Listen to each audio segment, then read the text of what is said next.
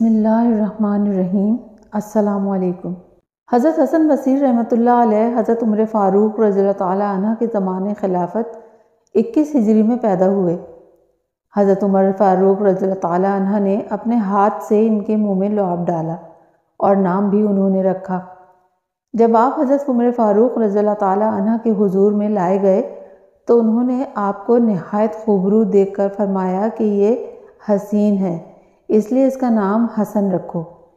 فاروق اعظم رضی اللہ تعالیٰ عنہ نے آپ کے حق میں دعا فرمائی کہ اللہ تعالیٰ اس کو دین کے علم کا ماہر بنا اور لوگوں میں محبوب بنا، جو بارگاہ الہی میں مقبول ہوئی، اور آپ کو علم دین اور فقر میں بلند مرتبہ عطا ہوا۔ ابتدا میں آپ جواہرات بیچا کرتے تھے، اس لیے حسن لوئی کے نام سے مشہور تھے۔ اس پیشے سے آپ نے بہت روپیہ کمایا، لیکن جب عشق الہی کا غلبہ ہوا تو سارا روپیہ راہ خدا میں لٹا دیا اور گوشہ تنہائی میں بیٹھ کر عبادت میں مشغول ہو گئے۔ خوف الہی سے ہر وقت روتے رہتے، کثرت گریہ کے باعث آنکھوں میں گڑھے پڑ گئے تھے۔ مزاج میں انکسار بہت تھا۔ آپ کے نزدیک زہد کی بنیاد حزن و الم ہے۔ تصوف میں خوف و الم کا مسلک آپ ہی سے منسوب ہے۔ تمام اکابر صوفیاء آپ کو شیخ الشیوخ مانتے ہیں۔ آخر عمر میں بصرہ میں سکونت اختیار کر لی۔ حضرت خواجہ حسن بصری کے زمانے میں امام ابو عمر رحمۃ اللہ علیہ قرآن پڑھایا کرتے تھے۔ ایک مرتبہ ان کے پاس کوئی شخص قرآن مجید پڑھنے آیا۔ آپ نے اس کو پڑھانے میں بخل و خیانت کا ارتکاب کیا۔ اس جرم میں اللہ نے انہیں سارا کلام حکیم بھلا دیا۔ وہ روتے ہوئے خواجہ حسن بصری کے پاس گئے اور سارا معاملہ بیان کیا۔ خواجہ حسن بصری نے فرمایا، اے شخص، تو حج کو روانہ ہو جا، کیونکہ آج کل حج کے ایام ہیں، اور جب تو حج سے فارغ ہو جائے تو مسجد خیف میں ایک بزرگ محراب میں بیٹھے ہوئے ملیں گے۔ وہ درود و وظائف میں مشغول ہوں گے۔ وہ جب تک اپنے معمولات سے فارغ نہ ہو جائیں تو ان سے بات نہ کرنا۔ جب وہ فارغ ہو جائیں تو تم اپنی حاجت بیان کرنا۔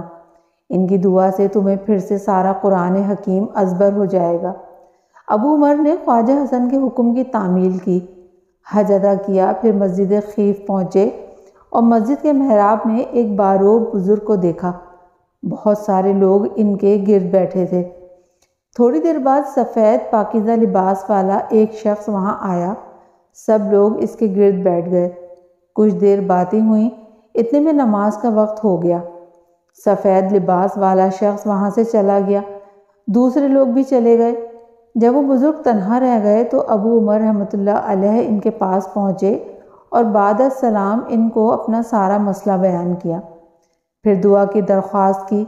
ان بزرگ نے آسمان کی طرف دیکھا اور دعا فرمائی۔ ابھی انہوں نے دعا ختم بھی نہ کی تھی کہ ابو عمر رحمۃ اللہ علیہ کو دوبارہ سارا قرآن مجید زبانی یاد ہو گیا۔ حضرت ابو عمر رحمۃ اللہ علیہ اتنے خوش ہوئے کہ ان بزرگ کے قدموں میں گر گئے۔ انہوں نے ابو عمر رحمۃ اللہ علیہ کو اپنے قدموں سے اٹھایا اور پوچھا، تمہیں میرے پاس کس نے بھیجا ہے؟ جواب دیا، خواجہ حسن بصری نے۔ بزرگ بولے، خواجہ حسن بصری نے ہمارا پردہ فاش کیا ہے۔ یہ کہہ کر انہوں نے ابو عمر رحمۃ اللہ علیہ سے کہا، ابھی تم نے سفید پوشاک والے شخص کو دیکھا تھا؟ عرض کی، جی ہاں دیکھا تھا۔ فرمایا، وہ خواجہ حسن بصری رحمۃ اللہ علیہ تھے، جو روزانہ بصری سے ظہر کی نماز پڑھ کر مکہ پہنچتے ہیں۔ یہاں ہم لوگ واعظ و نصیحت اور درس دیتے ہیں، اور جب عصر کی نماز کا وقت ہو جاتا ہے تو واپس بصرے چلے جاتے ہیں۔ پھر فرمایا کہ حضرت خواجہ حسن بصری رحمۃ اللہ علیہ جن لوگوں کے امام ہوں، ان کو ہم سے دعا کروانے کی کیا ضرورت ہے، کیونکہ جن سے ہم خود سیکھتے ہیں وہ جن کے پاس ہوں، ان کا ٹھکانہ ہی بہت بلند اور اعلیٰ و عرفہ ہوتا ہے۔ سبحان اللہ، سبحان اللہ۔ خواب میں حقیقت ظاہر ہو گئی۔ روایت ہے کہ ایک غریب اور مفلس شخص کا گھوڑا عیبی ہو گیا۔ اس نے حضرت خواجہ حسن بصری سے عرض کیا، آپ نے قیمت دریافت کر کے 400 دینار میں اسے خرید لیا۔ رات کو اس نے خواب میں دیکھا کہ اس کا گھوڑا دوسرے گھوڑوں کے ساتھ بہشت کی چراگاہ میں چر رہا ہے۔ اس نے پوچھا، یہ کس کے گھوڑے ہیں؟ بتایا گیا، یہ تیرے ہیں، مگر اب ان کا مالک حسن بصری رحمۃ اللہ علیہ ہے۔ خواب سے بیدار ہونے پر وہ شخص حسن بصری رحمۃ اللہ علیہ کے پاس آیا اور کہا کہ میں کل والا سودا منسوخ کرتا ہوں۔ آپ نے فرمایا تیرے خواب سے میرے خدا نے مجھے پہلے ہی آگاہ کر دیا ہے۔ وہ واپس چلا گیا۔ اگلی رات خواجہ حسن بصری نے خواب میں دیکھا کہ عالی شان محل اور دل فریب منظر ہے۔ پوچھا اس محل کا مالک کون ہے؟ جواب ملا جو شخص بے منسوخ کرے یہ اس کا محل ہے۔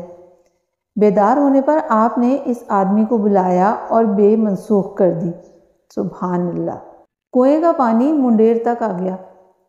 ایک دفعہ کا واقعہ ہے کہ ایک چھوٹا سا قافلہ حضرت خواجہ حسن بصری کے ہمراہ بیت اللہ کے حج کو گیا۔ راستے میں سارے قافلے کو بہت پیاس لگ گئی۔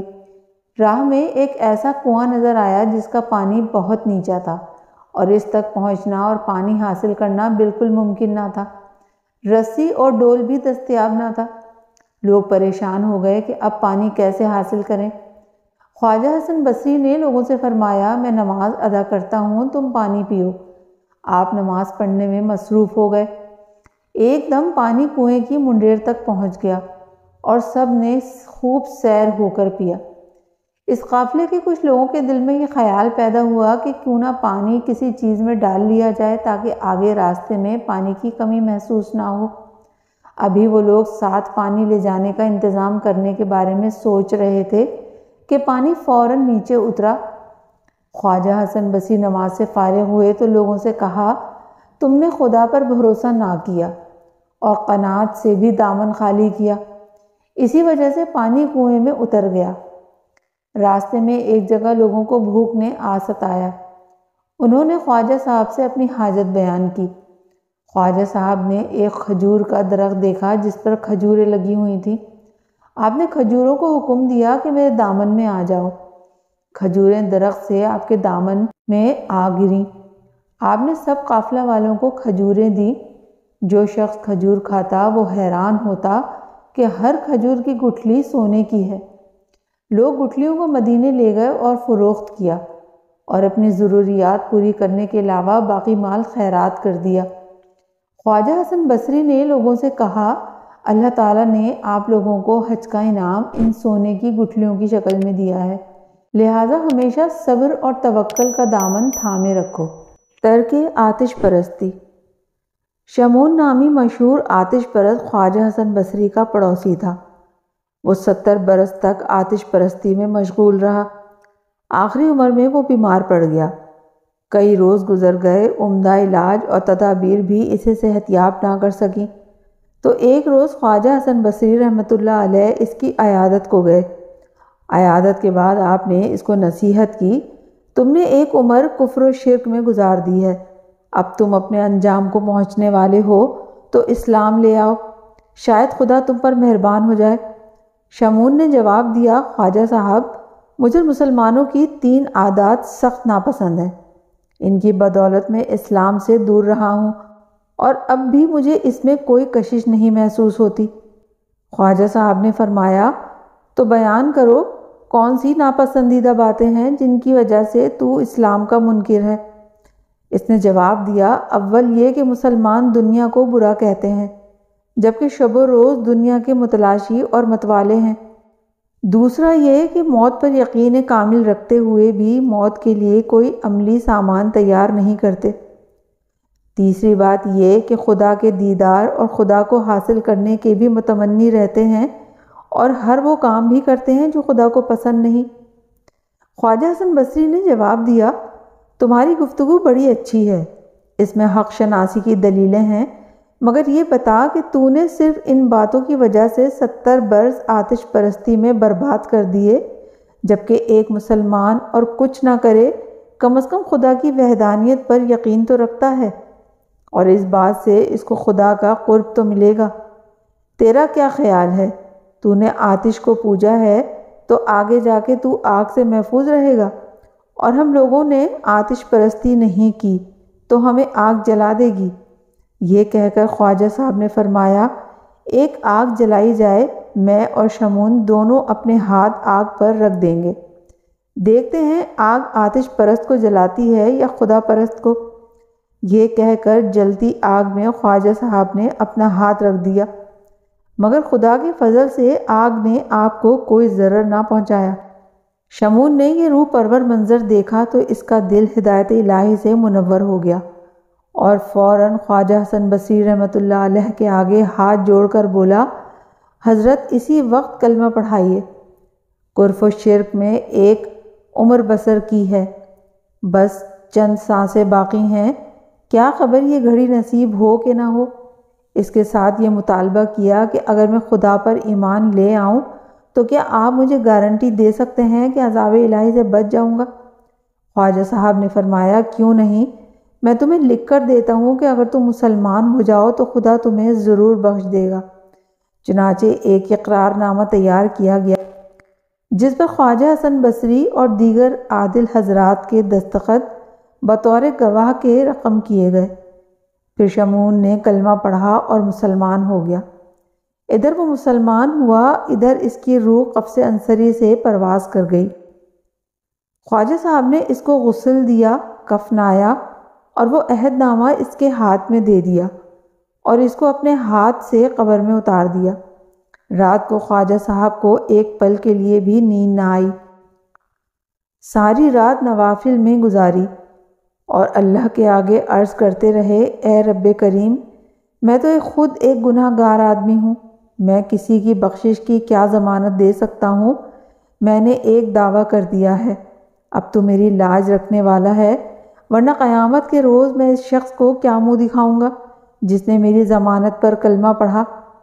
اسی بے کلی میں خواجہ صاحب کی آنکھ لگ گئی، خواب نظر آیا، کیا دیکھتے ہیں کہ شمون کے سر پر تاج ہے اور وہ مکلف لباس میں ملبوس جنت کے باغات میں سیر کر رہا ہے۔ خواجہ صاحب نے فرمایا، اے شمون، سنا تیرا کیا حال ہے؟ شمون بولا، اے حسن بصری، میں بتانے کے لیے وہ زبان اور الفاظ نہیں رکھتا کہ خدا نے مجھ پر کیا کیا مہربانیاں کی ہیں۔ مجھے میرے گناہوں کی معافی دی، مجھے بہشت کے محلات میں اتارا، مجھے اپنا دیدار کروایا اور وہ انعامات دیے کہ بس میں کچھ بیان کرنے کی قدرت نہیں رکھتا۔ پھر اس نے وہ عہد نامہ حسن بصری کو واپس کر دیا اور کہا، اب آپ پر کوئی ذمہ داری نہیں، آپ ہر ضمانت سے سبکدوش ہیں۔ جب خواجہ حسن بصری کی آنکھ کھلی تو حیران رہ گئے کہ وہ اقرار نامہ آپ کے ہاتھ میں تھا جو آپ شمون کو دے کر قبر میں اتار آئے تھے۔ آپ فوراً سجدے میں گر گئے اور عرض کی، اے مالک کون و مکان، تیری ذات کتنی مہربان اور غفور الرحیم ہے۔ ایک آتش پرست کو جس نے 70 سال تیری نافرمانی کی اور فقط ایک مرتبہ کلمہ پڑھا، تو نے اتنی نافرمانیوں کو بے معنی کر دیا اور اس کو نہ صرف بخش دیا بلکہ اس کو بلند و بالا درجات بھی عطا فرمائے۔ آواز آئی، حسن بصری، تو نے ہمارے بھروسے پر وعدہ کیا اور ایک گمراہ کو سیدھی راہ پر لایا، پھر ہم تمہیں کیوں کر رسوا کرتے؟ ہمیں تو تمہارا بھرم رکھنا منظور تھا۔ سبحان اللہ، سبحان اللہ۔ امید ہے آپ کو یہ ویڈیو پسند آئی ہوگی۔ ویڈیو کو لائک کیجیے گا، شیئر کیجیے گا اور چینل کو سبسکرائب کیجیے گا۔ انشاءاللہ پھر کسی اچھی ویڈیو کے ساتھ آپ کے سامنے حاضر ہوں گے۔ جب تک کے لیے اللہ حافظ۔